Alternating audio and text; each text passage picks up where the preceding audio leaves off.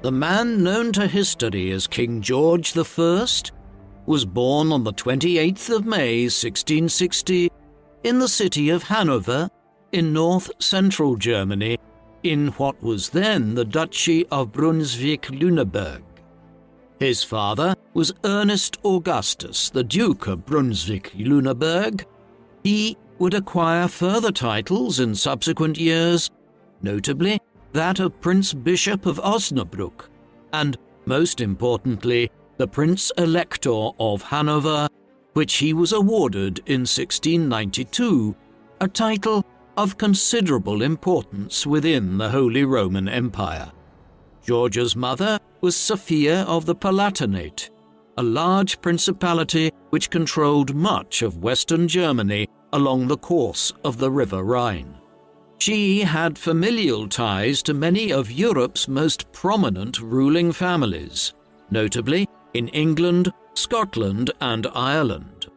Her marriage to Ernest Augustus in 1658 was a political one and brought further ties to lineages such as the Danish royal family that Ernest Augustus was related to. George was their first child. 6 more would follow, 5 more boys and 1 daughter named Sophia Charlotte, who would become Queen of Prussia through marriage one day.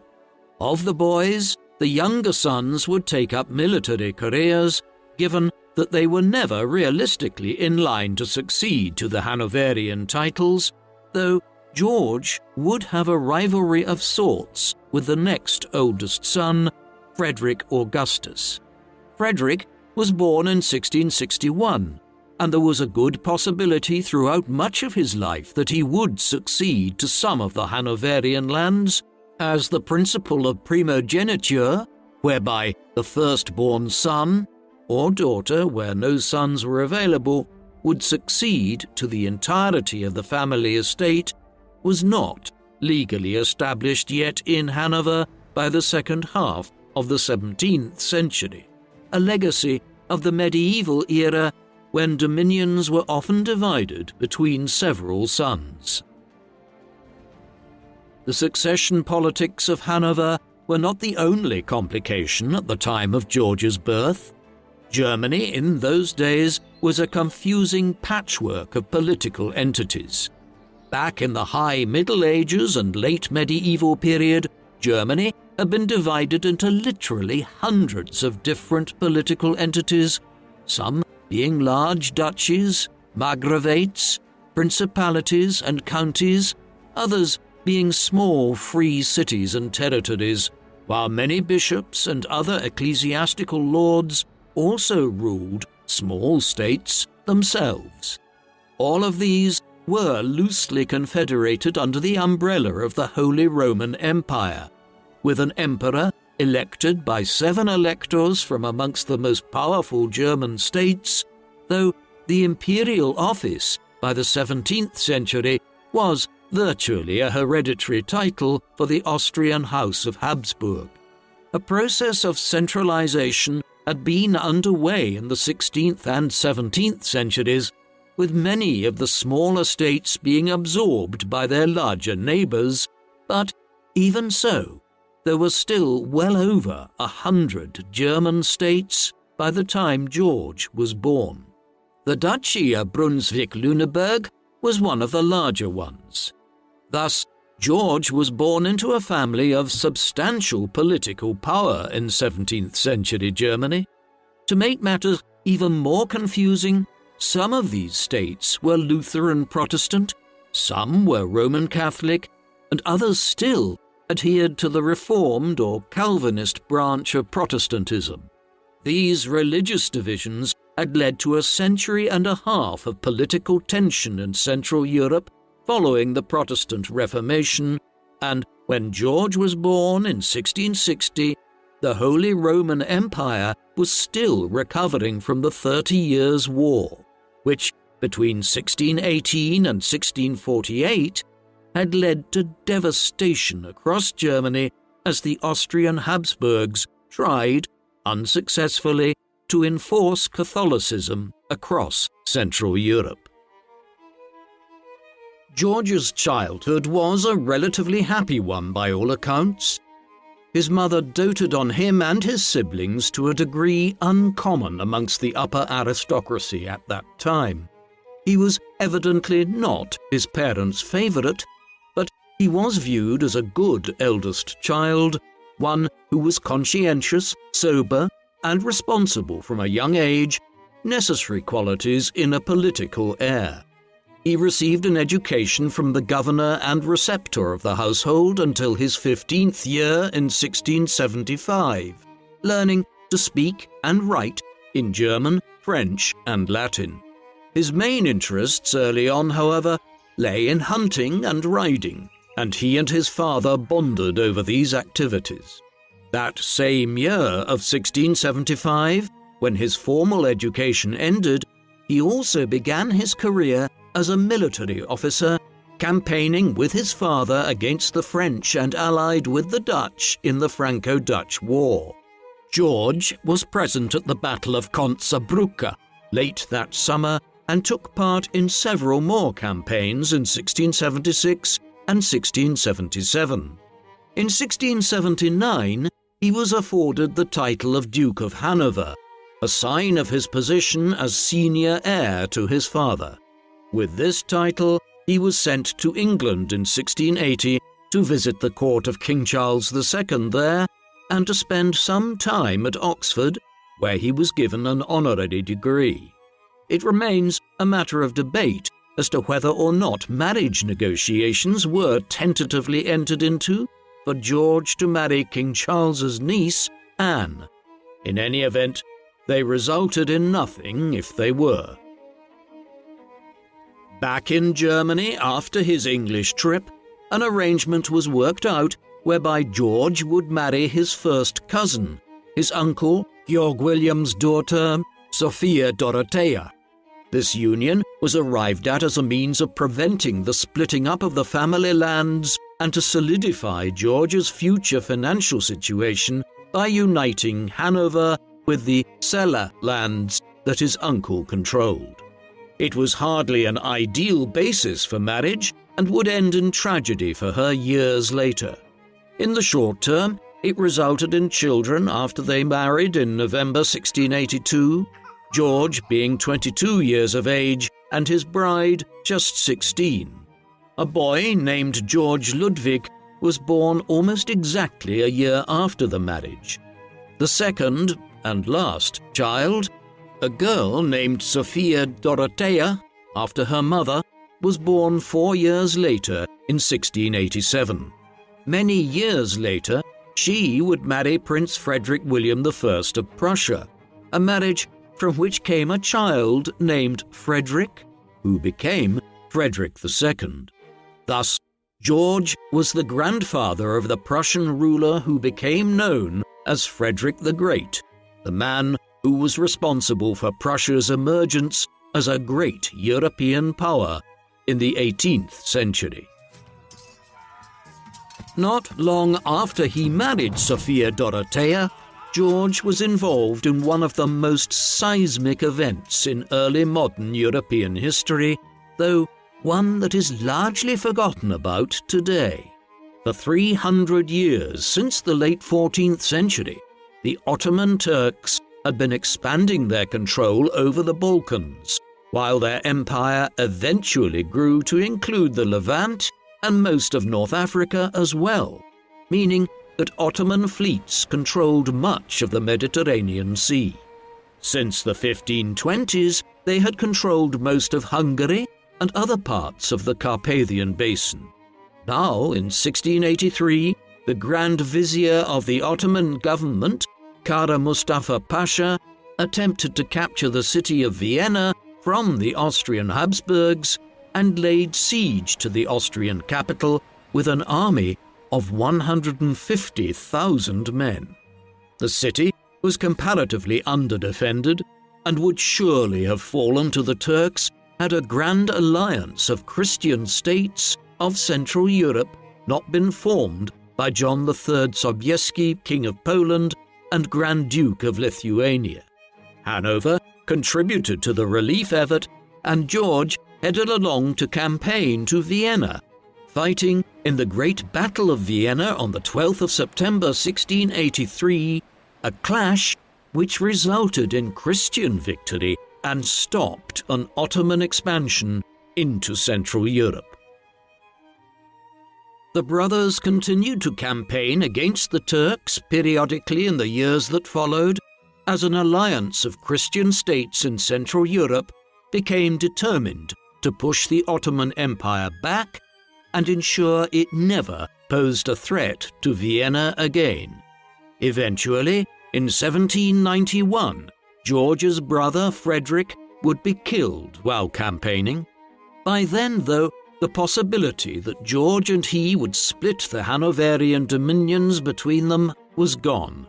Much to Frederick's frustration, in the mid-1680s, their father had decreed that henceforth Hanover would follow the principle of primogeniture and that all of his lands would consequently pass to George upon his death, provided his eldest son was still alive at that time. It was a very belated decision in Europe, where virtually every other major power had adopted primogeniture centuries earlier. Not long after Frederick's death, the political importance of the state George would one day inherit increased sizably. Since the mid-14th century, there had typically been 7 prince-electors within the Holy Roman Empire that elected the Holy Roman Emperor whenever that office fell vacant. These were the King of Bohemia, the Duke of Saxony, the Margrave of Brandenburg, the Count Palatine of the Rhine, and the Prince Archbishops of Mainz, Cologne, and Trier. During the 30 Years' War, the Count Palatine of the Rhine had been replaced briefly by the Duke of Bavaria as a reward for Duke Maximilian I's loyalty to the Austrian Habsburgs. When the war ended, the Count Palatine was readmitted, increasing the number of electors to 8. This created a voting problem, as an even number of electors could become deadlocked with equal votes for 2 different candidates. There were growing calls thereafter for a 9th elector to be added, ones which became even more vocal from 1685 onwards, after Philip William of Neuburg became Count Palatine of the Rhine. Philip William was a Catholic, and his accession threw the religious balance of the Electoral College out of order. Thus, in 1692, George's father was admitted as the 9th Prince-Elector, officially known as the Elector of Hanover. George would inherit this title one day and was now clearly one of the foremost political heirs of Central Europe. By the time George's father was elevated to the position of Elector of Hanover, a controversy was brewing at the Hanoverian court. George and his wife's marriage had never been close, but it had become even more strained in the second half of the 1680s as he spent more and more time absent from Hanover, campaigning against the Turks and on other duties. By the early 1690s, their indifference towards each other had turned into contempt, and George took a mistress by the name of Erengard Melusina von der Schulenberg in 1691. They would eventually have 3 illegitimate daughters together, the first born in January 1692. Sophia responded in kind, and in 1692 she began an affair with Philip Christoph von Königsmark, a Swedish noble and military officer in the Hanoverian army. They were not discreet in this, and by 1694 the affair had begun to cause such a controversy at the Hanoverian court that a group of courtiers murdered von Königsmark that summer. George was not involved in the act, although he possibly knew that it was being planned. Several months later, George and Sophia's marriage was dissolved as Sophia refused to cohabit with George following the murder of her lover. She was sent thereafter to what amounted to a house imprisonment at Alden House in Lüneburg, and would spend the next 3 decades there down to her death in 1726. A harsh fate, yet she did little to improve her situation by becoming a focus of conspiracies within the Hanoverian dominions for years to come. George would continue his relationship with Melusina for the remainder of his life, but they never married, and he also had other mistresses at various junctures. While George was in his late 20s, developments which might have seemed unrelated to him were occurring several hundred kilometers to the west of Hanover in England, events that would have profound bearing on his later life and those of his descendants. In 1685, King Charles II of England, Scotland and Ireland had died without a legitimate heir, despite siring over a dozen illegitimate children. He was succeeded by his brother, James, Duke of York. The accession of King James II was very problematic, as he was a Roman Catholic in a country which had become staunchly Protestant over the previous century and a half. It wasn't long before his heavy-handed manner of governing and his religion led to a coup, and in 1688 the Glorious Revolution occurred. Through this, James was deposed in favour of his Protestant daughter Mary and her Dutch husband William of Orange. Mary II and William III did not have any children, and so following Mary's death in 1694 and William's in 1702, the throne passed to Mary's sister, Queen Anne I. Anne's accession did not hold out the prospect of a simple line of succession either. Though having numerous children and being pregnant 14 times at least, Anne had a brutal natal history, and virtually all of her children had been lost during pregnancy or died before reaching their second birthday. In the summer of 1700, her only remaining child, 11-year-old Prince William, died. There was now no clear successor to Anne in the eyes of England's Protestants, who refused to countenance the possibility of old King James's Catholic son, who lived in exile in France, succeeding Anne one day. All of this had implications for George, as the House of Hanover was related to the English royal house of Stuart. George was the great-grandson of King James I, who had ruled England between 1603 and 1625. James had a daughter named Elizabeth, who, in 1613, had married Frederick V, the Elector Palatine, who ruled over a large German principality along the River Rhine. One of their children, born in the autumn of 1630, was none other than George's mother, Sophia. As such, George had a claim to the English throne, one which was further solidified in 1701 when the English Parliament passed an Act of Settlement that legally prohibited any Roman Catholic from succeeding to the throne of England, a measure designed to block the Catholic branch of the House of Stuart from resuming the throne once Anne died. With this, it became clear that George might be the most likely successor to Anne. There was precedent for a foreigner succeeding to the English throne in this way.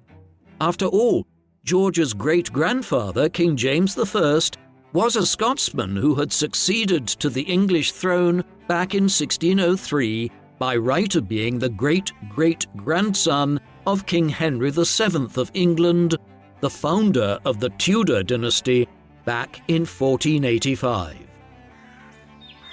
George's father died in late January 1698. With that, George ascended as Prince-Elector of Hanover at 37 years of age, and with the associated titles of Duke of Brunswick-Lüneburg and Prince Bishop of Osnabrück. Over the next decade and a half, much of his focus would be on the War of the Spanish Succession, through which a grand alliance with Britain, Austria, the Dutch Republic, and smaller German states, such as Hanover, sought to prevent a member of the French royal family from succeeding to the Spanish throne following the extinction of the direct Habsburg royal line there in 1700, when King Charles II died. Hanover was one of the more minor players in the war, which was waged from 1701 down to 1714, though still an important partner of the British, fighting against some of the pro-French German states such as Bavaria and Brunswick-Wolfenbüttel. Throughout it, George was an active war leader, campaigning himself in person during most campaigns. His qualities as a general were considerable, and in 1707 he was offered the position of Imperial Field Marshal within the Holy Roman Empire. In the end, Hanover was one of the few states that emerged well out of the war after sheer exhaustion led to peace treaties being signed in 1713 and 1714, with its position as the ninth elector of the Holy Roman Empire acknowledged by all parties, and some lands gained at the expense of its smaller neighbours like Wolfenbüttel. Another of the main issues which would come to concern George in his time as Elector of Hanover was the Great Northern War. In the 16th century, numerous powers had emerged in northern and eastern Europe that became rivals for dominance of the Baltic Sea and the Baltic States region around modern-day Lithuania, Estonia, and Latvia. The three main players were the Kingdom of Sweden, Tsarist Russia, and the Polish-Lithuanian Commonwealth, with the dual monarchy of Denmark-Norway also playing a part, and some of the smaller North German states being dragged into the conflicts occasionally. Wars had periodically occurred. They were all eclipsed, though, by the clash which broke out in 1700. The Great Northern War was launched by Peter the Great of Russia in an effort to end Sweden's dominance of the Baltic Sea and to acquire a Baltic Sea port for Russia, the region around modern-day St. Petersburg being controlled by Sweden in those times. Russia found allies in Warsaw and Copenhagen amongst the Poles, Lithuanians, and Danes, while numerous other powers would be pulled in from time to time from around Europe in a clash that would last 21 years. George was always sympathetic towards the Russian cause. In appraising this position, one needs to consider that Sweden in the 17th century had taken control of much of the Baltic coastline of northern Germany around Mecklenburg eastwards into Pomerania. With Hanover's lands lying just to the south, anything which weakened the Swedes could potentially be in Hanover's interests. Consequently, George informally allied himself with Russia, the Poles, and the Danes, though he did not enter the war for many years. Indeed, Russian victory at the Battle of Poltava in 1709 seemed to have brought the war to an end in Swedish defeat, but in 1715, King Charles XII of Sweden returned home after years in exile and reignited the conflict. At this juncture, George decided to enter the war fully on the side of Russia and Peter the Great's other allies, hoping to gain land in the eventual peace negotiations. In the years that followed, George contributed tens of thousands of troops towards the war in northern Europe, as Charles XII tried to re-establish Swedish dominance over the Baltic and to conquer Norway from the Danes. His death at the siege of Fredriksten in November 1718 ended matters for the most part, and the new Swedish government quickly sought to bring the Great Northern War to an end. George benefited immensely from the difficult position the Swedes were in, and through the Treaty of Stockholm, signed in November 1719, his negotiators secured the duchies of Bremen and Verden in northern Germany as the spoils of war. For all of the time that Hanoverian troops were fighting the Swedish, George was directing their activities from England rather than Germany. On the 1st of August 1714, George's cousin Queen Anne died. Her death came 8 weeks after that of George's own mother Sophia at 83 years of age. Hence, the way was cleared for George to succeed Anne as King of Britain and Ireland. Extensive measures had been put in place before Anne ever died to prepare for the succession of the House of Hanover and to avoid the Catholic son of the deposed King James II in France from trying to pursue his claim to the throne.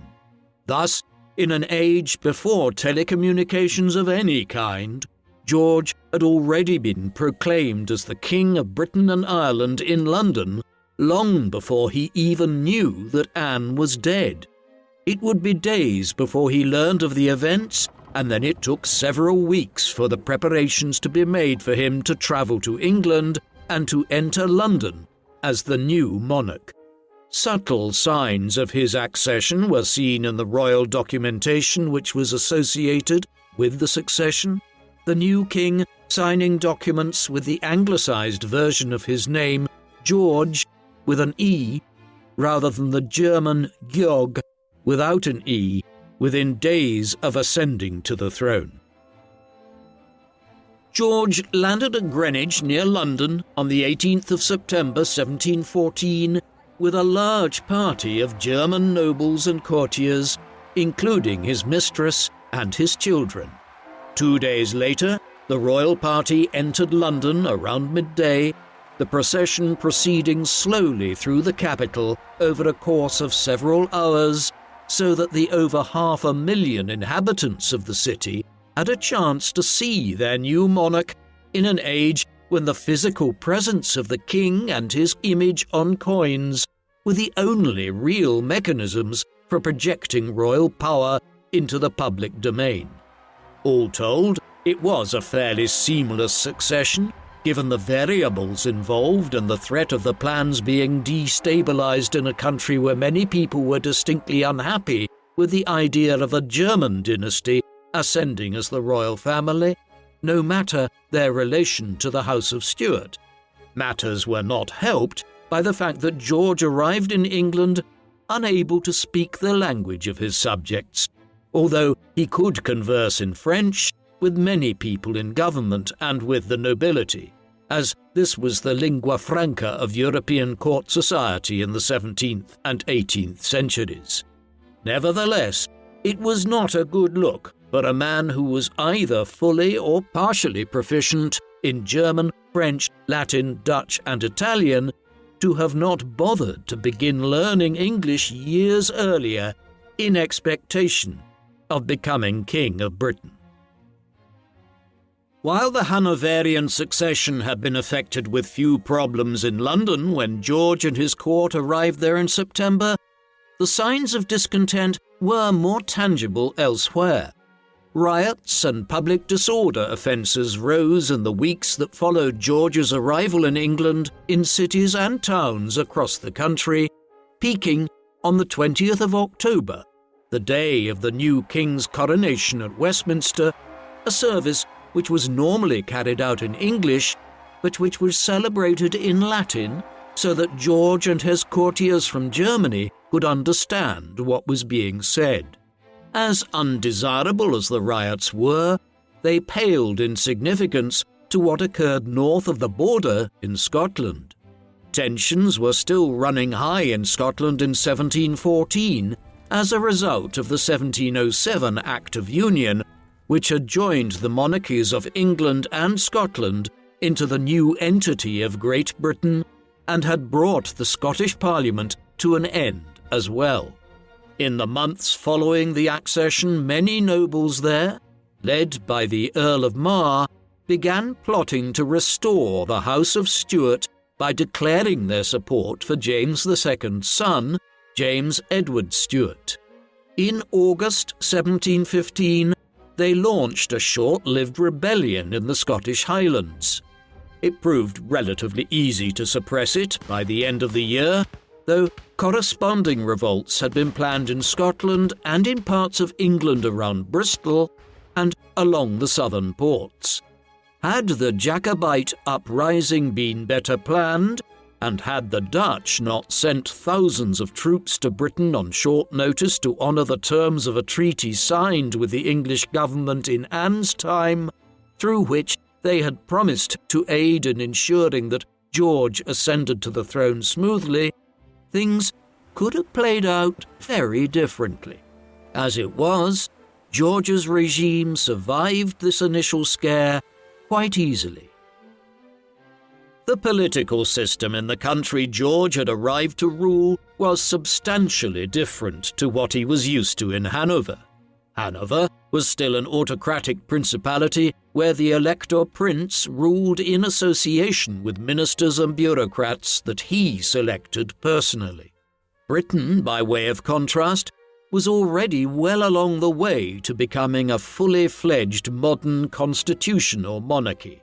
The civil wars of the 1640s and the Glorious Revolution of 1688 had reduced the power of the monarchy and strengthened Parliament, the latter of which was a nearly permanently sitting body that governed the nation and its affairs. The senior officers of state, however, were still picked by the monarch rather than being elected, though they had to command some parliamentary support to remain in office. While nearly all of these constitutional changes had occurred during the Stuart era, George had his own place in British political history in being the monarch under whom the concept of a modern prime minister emerged. In the late 1710s, he came under increasing pressure from the Parliamentary House of Commons to appoint Robert Walpole, the Chancellor of the Exchequer, as head of the administration. George was not initially favourable to the idea. Nevertheless, following a financial crisis in 1720, he eventually capitulated and Walpole became the de facto Prime Minister of Britain in 1721. He would hold that office for the next 21 years until 1742, becoming the longest-serving Prime Minister in British history, as well as the first.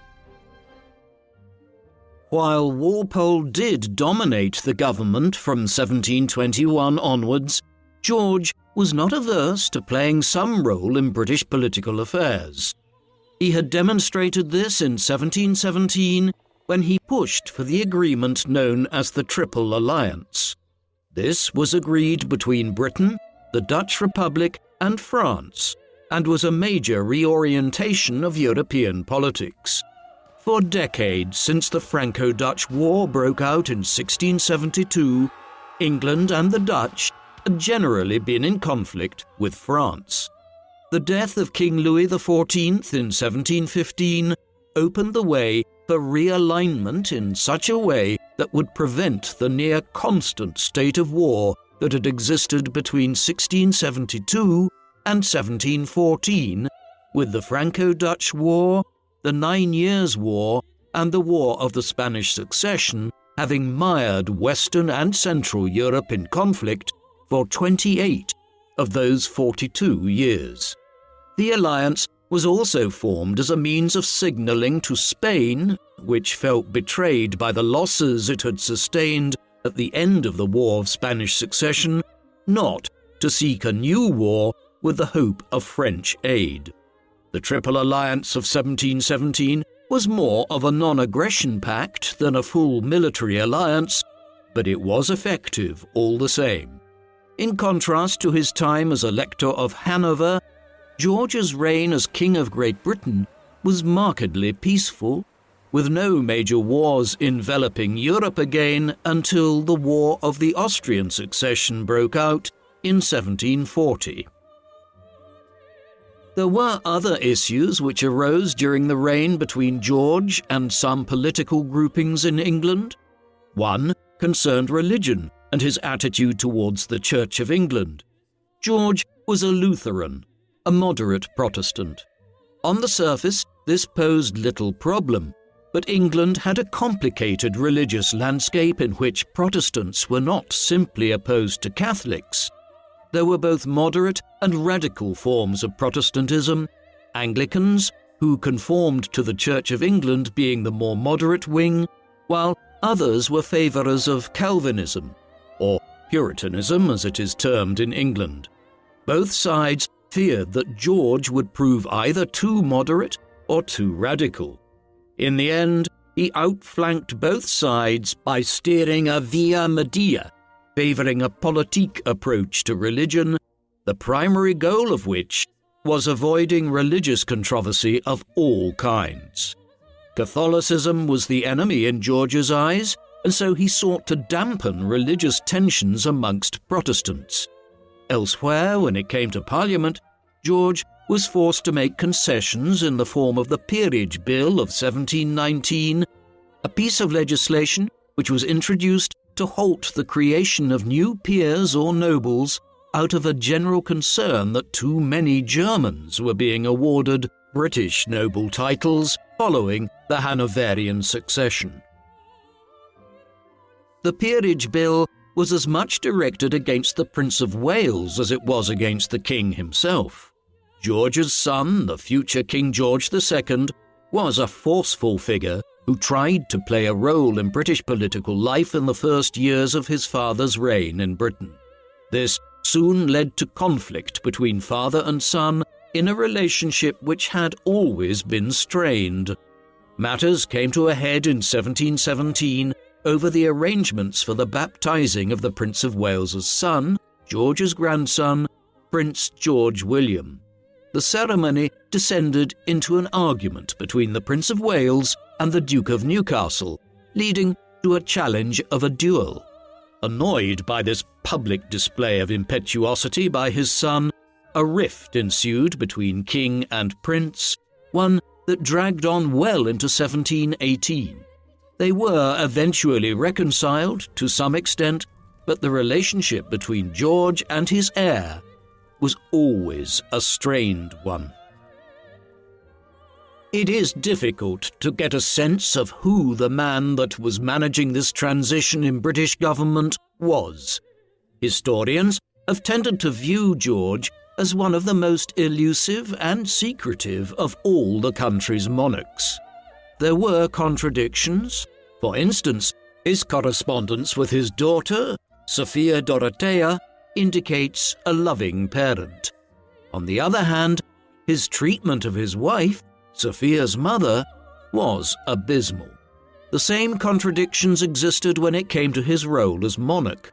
His failure to learn to speak English in advance of Anne's death, along with the sporadic manner in which he picked up some of the language thereafter, seems to indicate a lack of interest in what his British subjects thought of him. At the same time, however, there is evidence that when he did begin to learn more English in the 1720s, it was for the purposes of discerning how he was being written about in the English newspapers. He was socially awkward and never became comfortable in his position as head of a large royal court, yet in more relaxed environments behind closed doors with friends, he could be strikingly informal for a monarch, favouring bawdy jokes and being quite self-deprecating. One thing is for sure. He was not, as some earlier generations of historians made out, an unintelligent man. No ruler that was dim could have managed the Hanoverian succession as successfully as he did.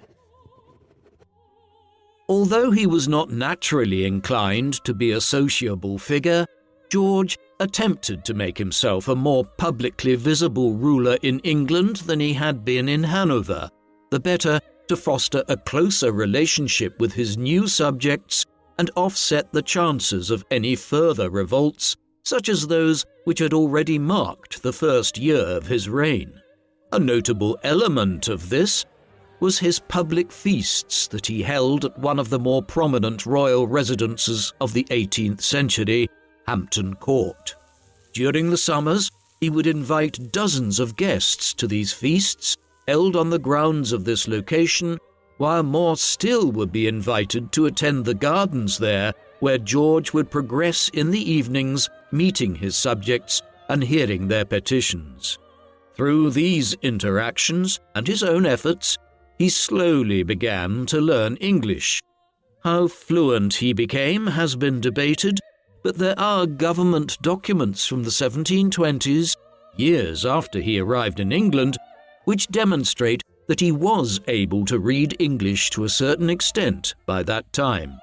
He also presided over regular hunting trips to which members of England's nobility and political and economic communities were invited. Spending on his court was high and was geared towards winning over the political classes in England, cementing the status of the Hanoverian dynasty as the new royal family. It must be said that George's court did not offer patronage to many great thinkers. This, though, was something of an accidental happenstance of the times. It simply so happened that numerous prominent academics and artistic figures within British society had either died or were at the twilight of their lives when George came to the throne. John Locke, the great philosopher and essayist, had died in 1704.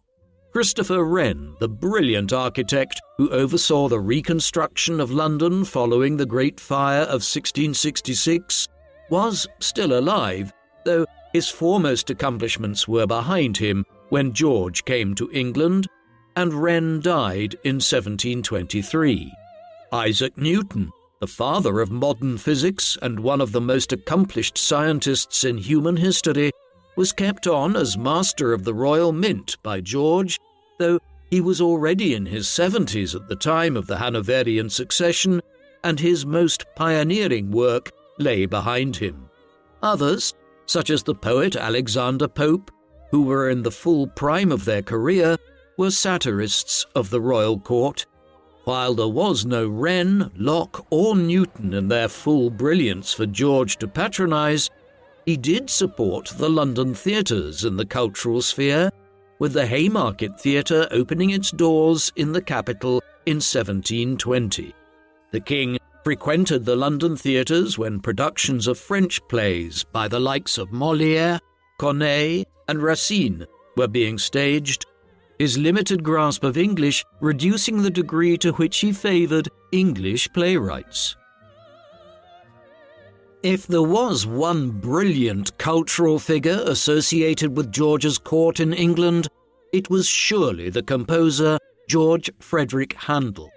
Born in Halle in Germany in 1685, Handel had learnt his craft in Germany and Italy before relocating to London in 1712 on an invitation from Charles Montague, the first Duke of Manchester. He was still there when George succeeded to the throne in 1714, a fortuitous succession as Handel had briefly served as Kapellmeister, or Master of the Choir, in Hanover in 1710 in George's employ as Elector of Hanover. Over the next 30 years, he would compose an enormous array of operas and librettos in England, emerging as arguably the greatest England-based composer of the Baroque and classical eras of Western music, and the only figure associated with the Hanoverian court that could compare with composers like Johann Sebastian Bach and Wolfgang Amadeus Mozart on the continent in the 18th century. George patronized some of Handel's work, and many of his operas premiered at the King's Theatre in London during the 1720s. Surely one of George's most significant, though underrated accomplishments, was the manner in which he furthered the expansion of Britain's burgeoning empire. When he came to the throne, England had already settled colonies in many regions. By then, the initial English colonies that had been founded in Virginia and New England in the early 17th century had been expanded through the granting of new charters to would-be colonists and war with the Dutch to secure New Netherland, which was seized and renamed New York, resulting in an unbroken string of colonies stretching from New Hampshire in the north south to the Carolinas. In the Caribbean, there were numerous prosperous sugar plantation colonies on islands like Jamaica, Barbados, and smaller enclaves like St. Kitts and Nevis. Elsewhere, while England only had a few coastal toeholds in India, its commercial activities here were expanding under the aegis of the English East India Company. This was a significant base to commence from. George's reign saw a modest but important expansion of this colonial activity. One notable element of this, which still impacts on the geography and administration of the United States 3 centuries later, was the establishment of a new colony in the region lying south of the Carolinas and north of the Spanish presence in Florida. Colonists had begun settling here to avoid the jurisdiction of either the Carolina or Virginia colonial governments in the late 17th century, but the expansion into the area accelerated in the 1710s and 1720s. George's government encouraged and began preparing to establish a new proprietorial colony there, though it would be a few years after his death that this was finalized. It was named Georgia and would go on to become the modern-day U.S. state that bears the same name. Elsewhere, a British colony on the island of Newfoundland in what is now eastern Canada that had been established during the latter stages of Queen Anne's reign was expanded by George's government, while in the Caribbean, the Bahamas became a British Crown colony in the 1720s after George's government had engaged in an extensive campaign to suppress the pirates operating here in the second half of the 1710s. In other respects, George's reign set more nefarious precedents. The 1710s and 1720s saw a considerable increase in Britain's involvement in the transatlantic slave trade, and the king himself benefited hugely from this trade. George's profits from the slave trade accrued primarily from his position as governor of the South Sea Company, a joint stock company which had been established in 1711 with the goal of reducing the national debt after years of involvement in the War of the Spanish Succession by undertaking new trading voyages to the South Seas, the early modern term for the South Pacific, an area which, unlike the Atlantic Ocean and the Indian Ocean, was still relatively underexplored and underexploited by the European powers in the 18th century. With the war coming to an end as George I took the throne, and with a new monopoly on slave trading between Africa and certain South American ports within Spain's empire as a concession of the peace talks, speculative investment poured into the South Sea Company. There had been economic bubbles already in the history of nascent European capitalism, notably the tulip mania in the Dutch Republic back in the 1630s, but this was the first instance of this on such a scale in England. Although it was a newly formed company and had realized no profits of any kind, when shares in the South Sea Company were floated in London in the late 1710s, a frenzy to acquire them began. The resulting bubble was exacerbated by the board members who exaggerated the scale of the perceived profits to be made. As a consequence, between late 1719 and May 1720, the price of shares rocketed up from just over £100 to £600, eventually reaching nearly £1,000 per share for a few days that summer. Then it all burst, and in the course of 1721, shares fell back to below £100. The South Sea Company did not go bust and would function as a valuable joint stock company until the mid-19th century, exploiting things like the whaling industry in the South Atlantic, but the South Sea bubble of 1720 ruined the personal finances of many individuals. Incredibly, even before the bubble burst, George's government had already passed the Bubble Act in June 1720, one which sought to prevent further economic bubbles of the kind that was still underway.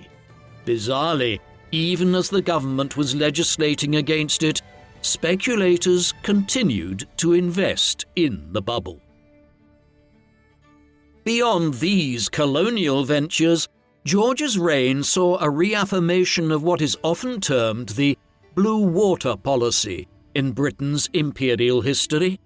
This was an unwritten rule of English foreign and military policy to promote the Royal Navy as the best means of extending Britain's empire abroad and protecting Britain against all enemies at home in Europe. A policy of this kind could be said to have been initiated as far back as the reign of Elizabeth I in the second half of the 16th century, but successive reigns saw it reaffirmed, notably through the professionalization of the Royal Navy in the 17th century. The Hanoverians, beginning with George I, gave fresh impetus to this, and over the course of the next century and a half, Britain would emerge as the preeminent global superpower based almost entirely on the strength of its navy and dominance of the world's seas. That process was already very much underway during George's reign. The manner in which British naval power was employed in the 1720s to curb efforts by Spain to retake Gibraltar and Minorca, which it had lost during the War of the Spanish Succession, underscored the manner in which effective British sea power would be the cornerstone of a successful foreign policy going forward in the 18th century. One part of Britain's empire, the one that was closest to home, was a perpetual problem, and in George's reign this was no different. This was Ireland. The country had been partially conquered in the 12th and 13th centuries, then fully conquered in the 16th. But there had been major revolts there in the 1590s, the 1640s, and the late 1680s, all with the goal of re-establishing the paramount position of the Roman Catholic majority. All of these rebellions had been defeated and had led to a growing Protestant ascendancy in which English, Welsh and Scottish nobles and landlords controlled over 80% of the land, despite only constituting about 15% of the population. Even this Protestant elite were problematic in the eyes of the administrators in London, and in the 1710s a scandal had arisen whereby the Irish House of Lords had intervened in the management of the Irish courts. This was viewed as a step too far towards legislative and judicial independence in England, and in 1719 George's government oversaw the passage of the Declaratory Act. Given the royal assent by the King in 1720, it effectively subordinated the Irish Parliament to the English Parliament and was an important step in the eventual disestablishment of the Irish Parliament in 1800 through the Act of Union, whereby the Irish Parliament was dispensed with altogether, and henceforth Irish politicians had to take their seats in the English Parliament at Westminster. Measures like these, which were given George's imprimatur, did not go unopposed in Ireland. One of the most vocal critics of the policies of the early Hanoverian government was Jonathan Swift. Swift was an Anglo-Irish satirist and writer who also served as the Dean of St. Patrick's Cathedral in Dublin. His reputation was already established by the time George ascended to the throne in England in 1714, but it was during George's reign that he wrote many of his most famous works, most of which were veiled critiques of Crown policy in Ireland. Gulliver's Travels, published in 1726, is the most well-known, but the text which most directly attacked the king and his government was the Drapier's Letters.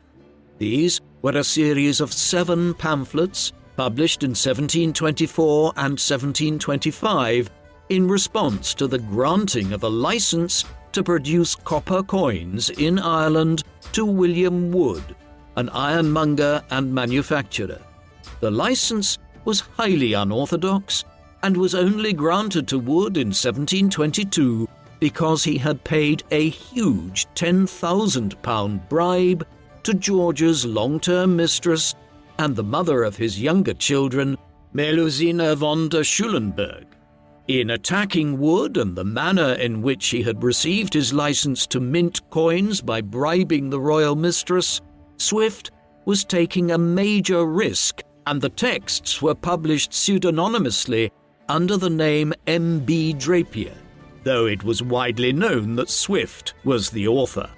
Swift only became more audacious in his satire, and towards the end of George's reign, he began working on what would eventually be published in 1729 as A Modest Proposal for Preventing the Children of Poor People from Being a Burthen to Their Parents or Country, a scathing attack on English attitudes towards poor Irish Catholics, in which he satirically proposed that children should be sold as food to the rich in order to disburden the Hanoverian state of the cost of providing them with charity.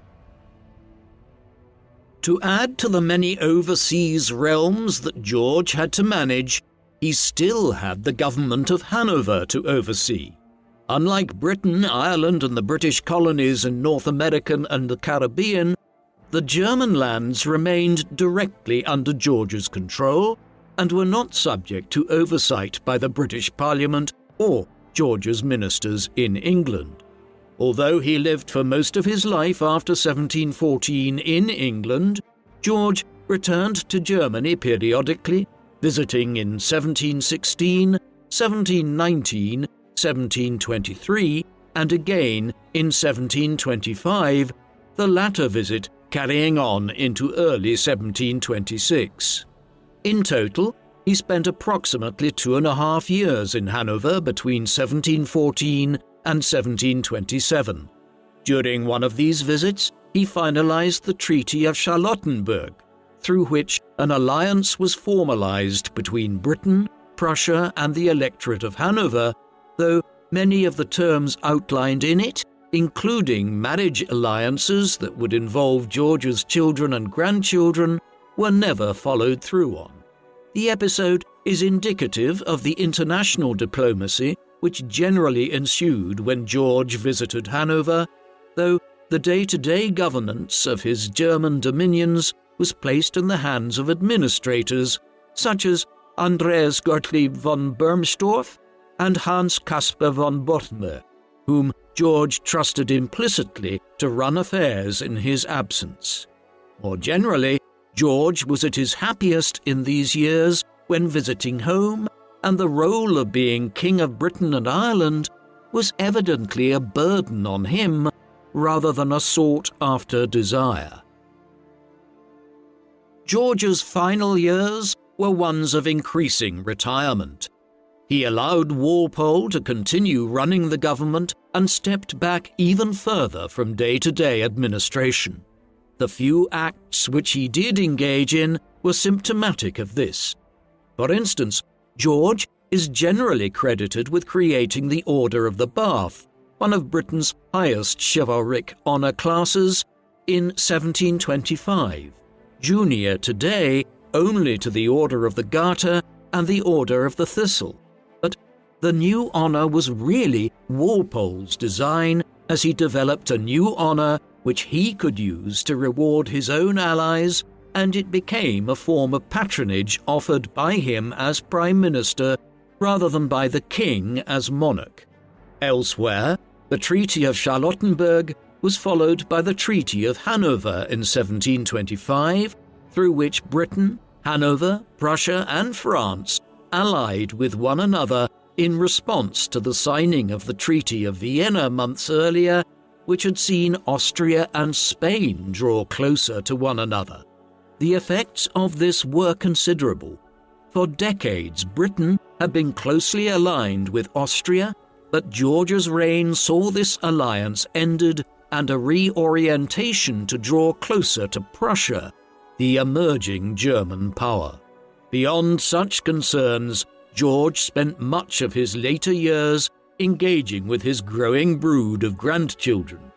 An interesting side note is that in the second half of 1726, he offered a home in exile to a young Voltaire, the future giant of the French Enlightenment, having had to absent himself from France after getting into an argument with the powerful Duc de Rohan. It was in England that Voltaire came into contact with an environment of liberality that he later claimed shaped his work for decades to come after he returned to France. George was in his mid-60s by the summer of 1727 when he determined to visit Hanover again, having been in England for nearly a year and a half. He had made it across the Channel and was travelling through the Dutch Republic when he became ill in mid-June. As the royal entourage stopped that evening, he complained of stomach cramps and chest pains, something which he initially attributed to indigestion from having consumed too much fruit the previous evening. Insisting that they continue on their way, with medical staff attending to him in his carriage, George suffered a stroke early in the morning of the 9th of June. The party rushed to the city of Osnabrück, where George died 2 days later on the 11th of June at 67 years of age. His remains were taken on to Hanover, and he was interred in the Leiner Schloss Palace in his homeland, though he was subsequently reburied at the Herrenhausen Gardens after the Second World War.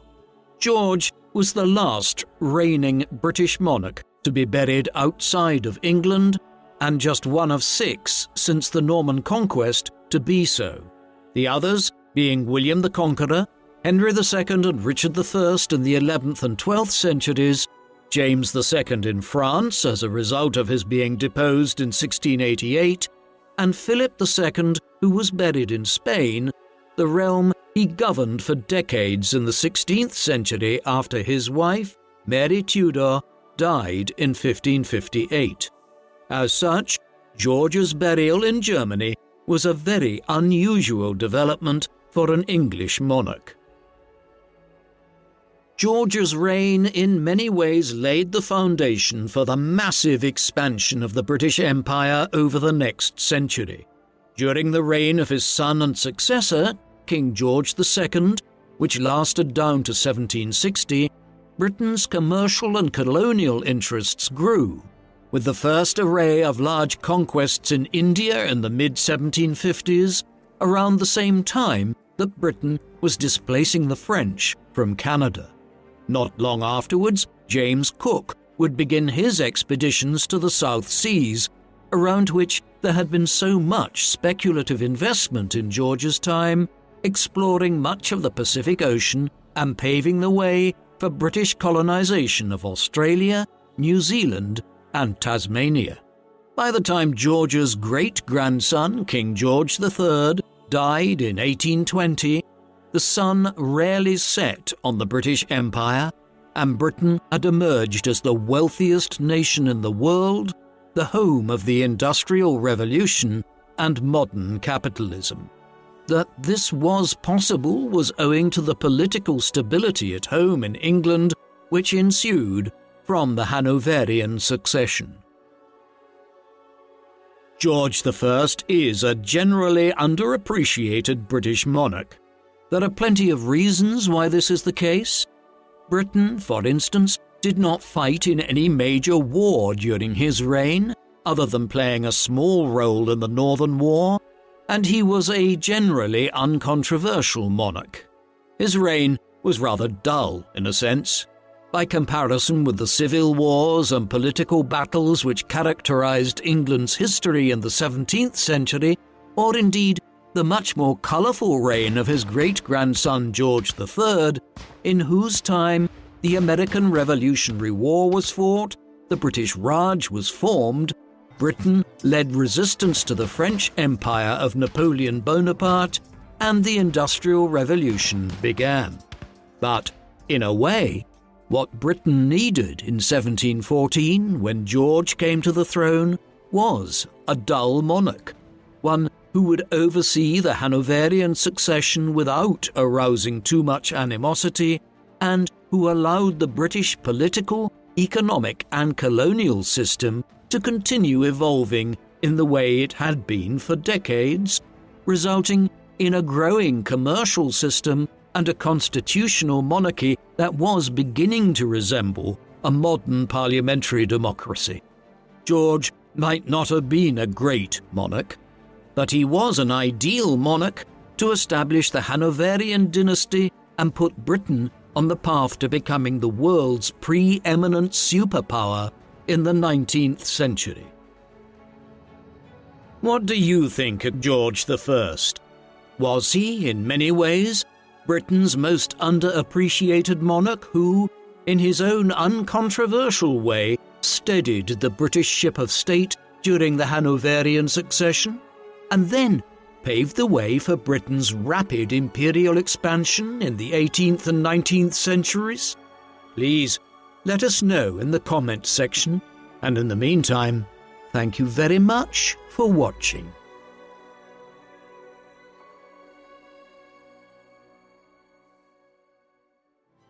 Thank you for watching People Profiles documentaries. Please subscribe if you haven't already, and don't forget to hit the bell icon to get notifications so you never miss an upload. If you would like to watch our videos with no adverts of any kind, listen to audio podcast versions of our videos, discuss history with other People Profiles fans, and much, much more, go to peopleprofiles.com and become a member for as little as $2 per month. Members can also receive discounted merchandise, behind-the-scenes material, and a credit in our videos, along with much more. So, please support us in our work in return for exclusive offers at peopleprofiles.com via the link in the video description. Thank you very much for watching.